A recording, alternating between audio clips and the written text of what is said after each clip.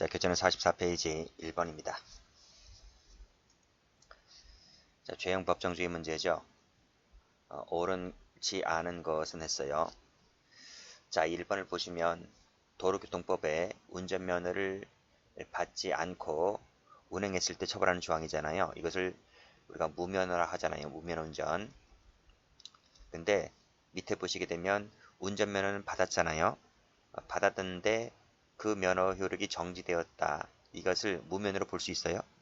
받았다 했잖아요. 그렇죠? 그래서 무면허와 정지는 다른 개념입니다. 그래서 이 정지를 무면허로 보아서 처벌하게 되면 유치해석이 되는 거예요. 그래서 당연히 포함된다고 해석할 수는 없다. 맞죠? 2번도 보시게 되면 허위 제공이란 말의 의미와 단순 누락의 개념은 완전히 다른 말입니다. 그렇죠? 그래서 이것을 같다고 보아서 포함시켜서 해석하는 것은 역시 죄형 법정주의 위반되는 겁니다. 3번을 보죠. 자, 구식품위생법 13조 1을 항했어요. 여기 따옴표 되어 있는데 식품에 관하여 의약품과 혼동할 우려 있는 광고를 하게 되면 처벌하는 조항이거든요. 이 광고라고 하는 것은 불특정 다수인에게 하는 것을 광고라고 합니다. 그래서 특정 구매자에게 하는 것은 특정 구매자라고 하는 것은 1인을 말하는 거잖아요. 그렇죠? 이것은 불특정 다수가 아니기 때문에 광고했다고 볼 수가 없는 거죠. 볼 수 있다 했으니까 X. 정답은 1번입니다. 자, 4번을 보시면 홍삼 나와 있죠. 홍삼이 뭔지 아시죠? 6년근 홍삼 그러잖아요. 그렇죠? 이것은 가공품입니다. 가공품. 생물이 아니에요. 생물이 아니다. 생물은 뭐예요? 밭에서 방금 뽑은 거. 그래서 뽑게 되면 우리가 입으로 씹어버리면 물이 나오잖아요. 그렇죠? 생물이 나오잖아요. 그래서 마지막 줄 보시게 되면 원산지를 혼동하게 할 우려 있는 표시를 하는 행위를 처벌하는 조항인데 이때 원산지를 혼동케 할 우려 있는 표시 이것은 생물을 말해요. 생물을 원산지를 속였을 때 속여서 팔았을 때 요 처벌하는 조항이거든요. 근데 가공품은 여기가 포함되지 않아요. 가공품은 혼동케 할 우려 있는 표시에는 속하지 않기 때문에 뭐 다른 지역에서 그러니까 우리가 뭡니까 인삼하면 유명한 데가 어디죠? 여기 금산이 유명한가요? 그쵸? 이 금산이 유명하니까 다른 지역에서 삼을 재배했어요. 재배를 했는데 재배를 해서 금산 지역의 공장을 설립을 했어요. 설립을 해서 다른 지역에서 생산된 인삼을 뭐 이제 6년금 홍삼이라고 해서 그 가공품 공장이 이제 금산에 있는 거야. 금산. 그래서 금산 지역으로 와서 여기서 이제 가공품을 만드는 거죠. 그래서 이제 우리 그 제품 뒤에 보면 제품 봉지 뒤에 보면 원산지 표시 있잖아요. 그 원산지 표시가 이제 금산 지역으로 되어 있는 거예요. 금산 지역. 근데 이것은 가공품이기 때문에 비록 다른 지역에서 재배해서 갖고 온 것이라 할지라도 그 공장이 금산 지역에 있어서 그 가공품을 만들어 판 것이라고 한다면 원산지를 혼동하게 할 우려 있는 것이라고 볼 수가 없다 이렇게 봤어요. 그래서 이걸 포함시켜서 해석하게 되는 것은 위배된다, 그것이 위배되는 거죠. 그렇죠? 정답은 그래서 3번입니다. 그러니까 이런 것을 처벌하려고 한다면 뭐 법조문을 새로 만들어서 갖고 오든지 뭐 법조문 속에 추가로 어떤 문항을 끼워 넣는다든지 해가지고 법조문을 좀 완비해서 하는 거죠. 그러니까 그렇게 할 수밖에 없는 겁니다. 자, 2번 가볼게요. 다음 중에서 옳지 않은 것은 그랬어요. 자, 이것은 많이 본 판례입니다. 그쵸? 시간적 적용 범위 관련해서 비상계엄이 해제가 되었는데 그 계엄 실시 중에 포고령 위반 행위가 있었어요. 라고 했을 때 한시법 조항인데요. 나중에 이것을 처벌할 수가 있을까 했는데 판례가 뭐라 그럽니까? 계엄법 위반죄로 처벌할 수가 있다. 여전히 한시법이 해제됐다. 한시법이 효력이 다했다 하더라도 가벌성이 그 계엄 실시 중에 포고령 위반 행위에 대해서는 여전히 가벌성이 소멸되는 것이 아니기 때문에 1조 1항에 따라서 충분히 계엄법 위반죄로 처벌할 수 있다 했어요. 그래서 이것은 맞는 판례입니다. 2번은 많이 봤죠. 법 개정 전후에 걸쳐 행해졌을 때 신고법에 대한 경중을 비교조차 할 필요도 없이 범죄 실행 종료시법이라고 할 수 있는 신법을 적용해서 처단한다. 이것은 1조 1항 관련된 판례입니다. 그렇죠? 1조 2항 판례가 아니고 1조 1항입니다. 그래서 범죄 종료시법인 행위시법이죠. 행위시법인 신법을 적용해서 처벌하겠다. 맞습니다. 자, 2번 군사기밀이 해제가 되었다라고 하는 것은 법조문이 변경된 게 아니잖아요. 그렇지? 법조문 변경이 아니기 때문에 1조 2항을 적용하지 않습니다. 볼 수가 없다. 맞죠? 4번 볼게요. 영업시간 제한이 해제가 되었다고 했을 때 이것은 뭐로 봤어요? 1조 1항으로 봤죠. 1조 2항이 아니고. 그래서 여전히 가벌성이 소멸되는 것이 아닙니다. 가벌성이 유지된다. 거죠. 마지막에 법률 변경에 따라서 범죄를 구성하지 않게 됐다는 말은 1조 2항을 적용했단 말이거든요. 그럼 틀린 거예요. 그렇죠? 정답은 4번입니다. 자, 3번 범죄의 종류에 대한 설명 중에서 옳지 않은 것은 했어요. 학대죄는 어떻게 봤습니까? 우리 판례가 상태범 또는 즉시범으로 보았죠. 그래서 맞는 말입니다. 계속범은 뭡니까? 첩보죄는 계속범이죠. 그래서 맞는 말입니다. 내란죄는 우리 판례가 상태범으로 보았죠. 그래서 맞는 말입니다. 일반교통방해죄 뭐로 봤습니까? 일반교통방해죄 우리 판례가 계속범으로 봤죠. 즉시범 틀렸습니다. 자, 폭주법상의 요 단체 등의 조직죄인데요. 이것은 판례가 즉시범으로 봤죠. 즉시범으로 봤습니다. 그렇죠? 계속범이 아닙니다. 그래서 단체 집단을 구성함으로써 즉시 성립한다. 그래서 우리 판례는 이 단체 등 조직죄를 즉시범으로 보았다는 거예요. 맞는 말입니다. 그래서 틀린 것은 한 개죠. 한 개. 이렇게 틀렸으니까.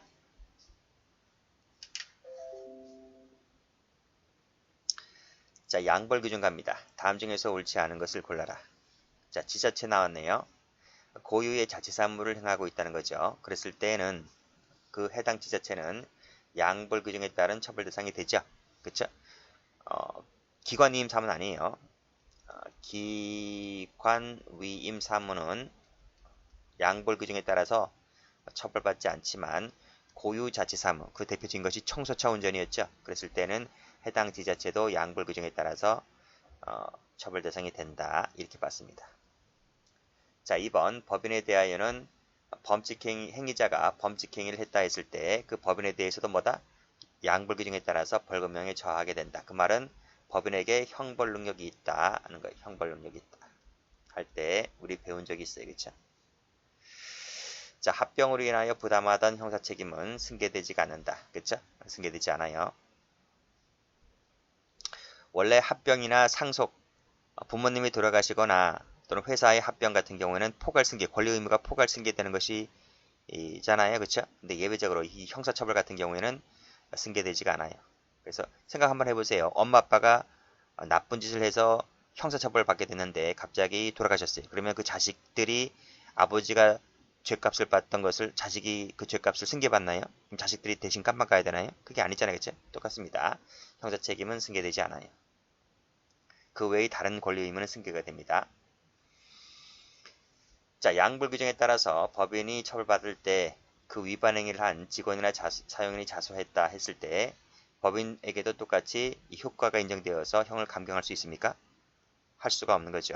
그때는 이 직원 사용인이 자수했다면 그 효과는 이 자수한 자에게만 효력이 미치는 것이지 자수도 하지 않은 법인에게는 효과가 미치지 않습니다. 그래서 정답은 4번입니다. 인과관계 문제입니다. 옳지 않은 것을 골라라. 미등 착폭등을 켜지 않고 사고가 났죠. 그렇죠? 그래서 사망했다고 했을 때 요 행위와 결과 사이에 인과관계가 있다는 것입니다. 그 다음 6, 70km 속도로 진행하였다. 이 감금 행위를 벗어날 목적으로 운행하다가 떨어져서 사망했지 않습니까? 그래서 기본 행위를 범할 목적으로, 기본 행위를 회피할 목적으로 하다가 사고 난 사건은 보통 대부분 우리 판례가 상당 인과관계를 인정합니다. 3번. 자, 전원 조치를 하였는데, 그쵸? 전원받은 병원 의료진의 조치가 다소 미흡해서 1시간 20분이 지나서 수혈이 시작됐습니다. 그래서 사망했다라고 하는 것인데, 그 피고인은 뭐죠?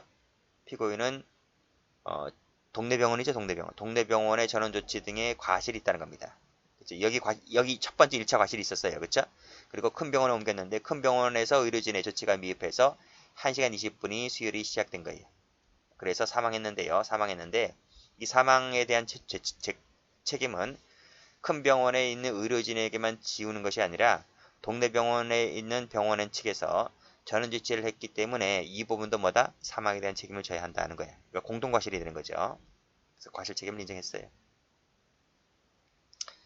자, 3번 판례입니다. 문진할 때 물어봤어요, 의사가. 그러니까 과거 봉침을 맞고도 별다른 이상 반응이 없다는 답변을 들었단 말입니다. 그래서 이 의사가, 한 의사가 이 답변을 신뢰하고 알레르기 반응 검사를 생략을 한 채 봉침을 시술했다는 겁니다. 그랬을 때 요 답변을 들었다는 말의 의미는 뭐죠? 신뢰했다는 거, 신뢰했다 하는 겁니다. 그래서 요 설령 요 상해 등의 결과가 발생했다 할지라도 이 신뢰의 원칙 때문에 인과관계가 단절된다 그랬어요. 그래서 이 한 의사는 책임지지 않는다는 것입니다. 정답은 4번이죠. 6번 갈게요. 옳지 않은 것을 골라라. 자, 과실마비 불법 나와있지. 행위반가치, 결과반가치 이것이 두 가지 모두 다 있을 때 과실범이 됩니다. 고의범도 마찬가지입니다. 고의범도 마찬가지로 뭐 다수 판례긴 하지만 다수설도 마찬가지예요. 오늘날의 우리나라의 다수 판례는 고의범이든 과실범이든 불법은 행위반가치 플러스 결과반가치 모두 다 구비되었을 때 인정될 수 있다는 것입니다. 자, 2번 촛불을 끄지 않고 나왔잖아요. 그랬을 때 충분히 자칫하다가는 사망할 수도 있다는 점에 대해서 예견이 가능하기 때문에 과실치사 책임을 물을 수가 있다고 봤습니다. 없다 X. 답은 2번이죠. 육교 나왔네요. 육교 및 차도, 그쵸? 차도 쓸 때 자동차 운전자는 육교가 있기 때문에 보행자들이 육교 위를 건너갈 것이라고 신뢰를 하잖아요. 근데 갑자기 이 친구가 육교를 건너가지 않고 그냥 차도로 뛰어드는 거예요. 그랬을 때 갑자기 일반인이 차도로 뛰어오려고는 예견하기가 어렵다는 겁니다. 그쵸? 자, 다음. 자, 보호자에게 설명을 하지 아니한 채 수술을 했다고 했잖아요. 그랬을 때 이 의사에게 이 과실 책임을 지우기 위해서는 설명 의무 위반과 환자와의 사망 사이에 있어서 상당 인과관계가 존재를 해야 된다. 그쵸? 자, 7번 갑니다. 다음 중에서 옳지 않은 것은 그랬어요. 자, 기본 행위를 공동으로 할 의사만 있고, 자, 결과는 공동으로 할 의사가 없다 하더라도, 이거 행위 공동이죠? 우리 판례는 행위 공동만 하면 된다 그랬죠? 그쵸? 그 다음에 결과에 대한 이익인 가능성이 있었다면, 결과적 가중범의 공동존범을 인정합니다. 그래서 맞는 말이죠. 자, 2번. 우리 형법 조문은요, 인과관계에 대해서만 규정하고 있다라고 했는데, 인과관계에 대한 규정이 없어요. 없고, 대신 반대로 예견 가능성에 대해서는 규정하고 있어요. 그쵸? 그래서 이건 틀렸으면 앞뒤가 바뀌었습니다. 자, 3번은 저번에 봤죠. 그거 봤는데 그 결과적 가중법 및 고의범에 대하여 특별관계가 있기 때문에 이때는 결과적 가중법만 된다. 그쵸? 없을 때에는 그래. 없을 때에는 결과적 가중법은 되고 고의범에 대해서는 별도로 성립하지 않습니다. 동그라미. 4번 많이 봤죠? 직계전속을 살해했다. 불태워서 죽였습니다. 라고 했을 때 이 두 개의 죄가 성립하게 되는 것이고 불태워 죽인 것은 행기가 한 개이기 때문에 상경 처리가 되는 거예요.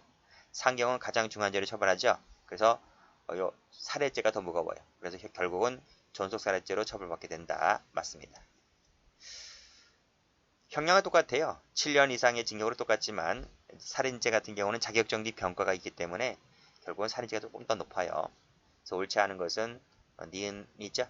답은 1번입니다.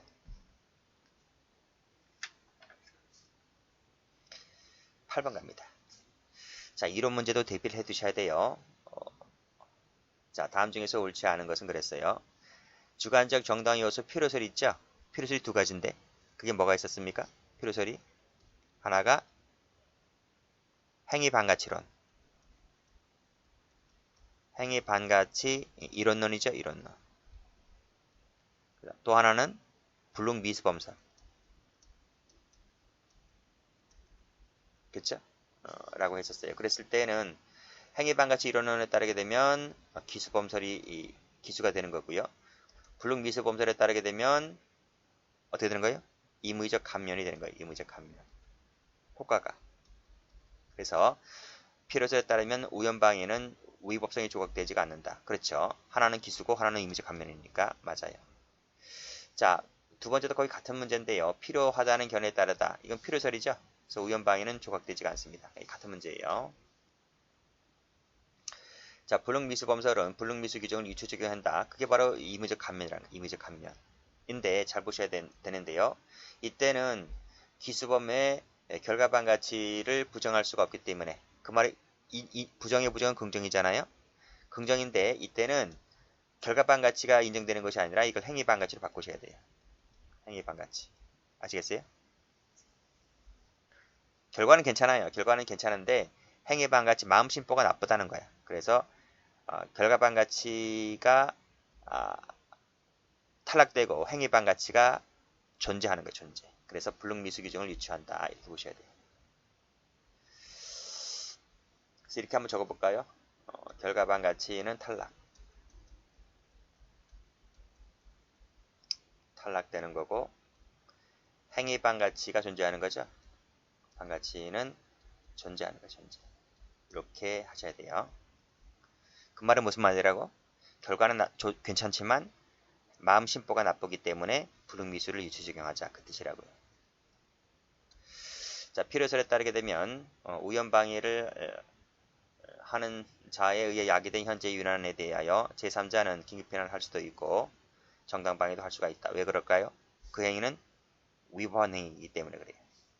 둘 다 할 수 있는 거예요. 답은 3번에 틀렸지. 9번 가볼게요. 정당행위 문제입니다. 옳지 않은 것을 골라라. 도청장치 설치 아시죠? 상당성 결여이기 때문에 주거침입죄가 되는 거죠. 정당행위가 되지 않는다. 맞습니다. 2번 공동으로 사용하는 공간이죠. 그쵸? 그랬다면 그 점거가 사용자에 대해서는 정당행위로 평가될 수 있다 하더라도 그치? 제3자에 대해서는 뭐다? 주거침입죄가 된다라는 게 된다 안 된다 X. 답은 2번입니다. 자, 3번 폭력 행위를 수반하지 아니했다 했기 때문에 이것은 정당 행위로서 업무 방해죄 되지 않습니다. 그렇죠? 시위 행위가 목적이 위법하지 않고 개시 전 중간 시간을 이용해서 행해졌고 폭력을 수반하지 않았다면 나름대로 적절하다 이렇게 봤어요. 자, 마지막을 볼 텐데 이 구조조정이나 합병 나와 있잖아요. 이것은 단체 교섭의 대상이 안 돼요. 단체 교섭의 대상이 되지 않는다. 단체 교섭의 대상이 되려면 근로자의 근로복지 등과 관련돼 있어야 되는 거예요. 그것과 무관한 것은 이 교섭상이 아닌 거예요. 그렇기 때문에 파업 대상도 되지 않는 거예요. 아시겠죠? 이를 반대하기 위하여 노동조합이 벌이는 쟁의행위는 뭐다? 정당행위가 되지를 않습니다. 답은 그래서 2번입니다. 자, 10번 가죠. 다음 중에서 옳지 않은 것은 했어요. 자, 심신장애 나와 있죠? 심신장애 10조는 뭐예요? 혼합적 방법이 혼합적 방법. 이기 때문에 생물학적 요소 플러스 심리학적 요소 두 가지 모두 다 갖춰야 되는 거예요. 이것만으로도 인정된다 X. 인정이 안 돼요. 두 번째, 요 사건 아시죠? 사탄 사건이죠? 아니, 사탄 사건이 아니고 요 사건 아시죠? 죽여야지만 내가 천당에 갈 수 있다라는 신념이 있죠? 신념은 잘못된 건데 이러한 강박관념에 빠진 거죠? 그쵸? 설령 소상하게 기억하고 있었다 할지라도 상실로 봤어요. 상실로 봤다. 그 다음에 미성년자 행위는 벌하지 않죠? 그쵸? 구조에 나와 있지. 구조에 형법 구조에 미성년자 14세 미만자입니다. 14세 미만자는 책임 능력이 결여되어 있기 때문에 벌하지 않고요. 듣거나 말하는데 모두 장애가 있는 사람은 뭐라 부르죠? 이 부분은 이제 형법이 개정됐기 때문에 개정법에 따라서 써는 겁니다. 이건 과거에 농화자라 불렸어요. 농화자는 필요적 감경이다 라고 보고 있죠. 그래서 맞는 말입니다. 이것도 맞는 말이고. 자, 성주물 성애증 원칙적으로는 장애자가 아니죠. 그쵸? 다만 예외적으로 매우 심각하다고 볼 수 있을 때는 장애를 인정할 여지가 있습니다. 근데 원칙적으로는 장애가 안 돼요. 그래서 이것도 맞는 말입니다. 정답은 1번입니다. 11번 가볼게요. 다음 중에서 옳지 않은 것을 골라라. 자, 부하에게 직무상 지휘복종관계에 있다 하여 범법행위에 가담하지 아니할 기대 가능성이 없다고 할 수가 없다. 자, 부정의 부정은 긍정으로 해석하라 그랬습니다. 적법행위에 대한 기대 가능성이 있다고 없다고? 있다고요. 있다고요. 그렇죠? 그렇음에도 불구하고 이 친구가 범법에 가담을 했기 때문에 따라서 책임을 묻겠다 이 뜻입니다. 그렇죠? 맞는 말이고. 자, 그 다음 주종관계라 할지라도 상사에게 뇌물을 공유했다. 그러면 뇌물 공유죄 되는 거죠. 그렇죠? 그 이외의 행위, 반대 행위를 기대할 수 없는 경우라고까지는 볼 수가 없다. 그 말은 부정의 부정은 긍정이니까 기대할 수 있다는 거야. 기대할 수 있다. 근데 네 기대할 수 적법에 있는 기대할 수 있음에도 불구하고 네 왜 공유했냐는 겁니다. 그래서 공유죄를 처벌하겠다 이 뜻이. 자, 영업정지 처분에 대한 집행정지 결정이 내려졌어요. 근데 이것이 이제 가처분 결정이다 보니까 잠정적으로 받아들여졌습니다. 그러니까 최종 판결 날 때까지는 이제 기다려야 돼. 한두 달. 그쵸? 적어도 한두 달은 기다려야 됩니다. 그랬다 하더라도 잠정적으로 받아들였다 하더라도 이게 무죄 판결이 아니기 때문에 그쵸? 일단은 판결을 날 때까지는 이 행정처분, 영업정지 처분이라고 하는 이 행정처분을 신뢰해야 됩니다. 공정력이 있기 때문에. 그래서 영업을 정지해야 돼요. 정지. 영업을 재개 못해요. 아시겠습니까? 그랬음에도 불구하고 잠정적으로 받아들였다는 것만 갖고서 이 친구가 영업을 자기 했단 말입니다. 행정처분을 무시하고 자신이 영업행위를 했단 말이에요. 이것은 뭐다? 처벌된다예요. 처벌된다. 적법행위에 대한 기대 가능성이 충분히 있음에도 불구하고 영업을 해버렸기 때문에 처벌하겠다 이 뜻이에요. 자, 감금하에 못 이겨서 북한에 갈 것을 서약을 했다는 겁니다. 라고 했을 때 이건 뭐로 봤어요? 긴급피난이 아니죠. 이것은 강요된 행위로 봤어요. 강요된 행위. 14조에 강요된 행위라고 보았다. 강요된 행위는 뭐죠? 책임이 조각이죠. 책임이 조각된다. 그래서 위법성 조각도 아닙니다. 정답은 4번이 됩니다. 여기까지 합니다.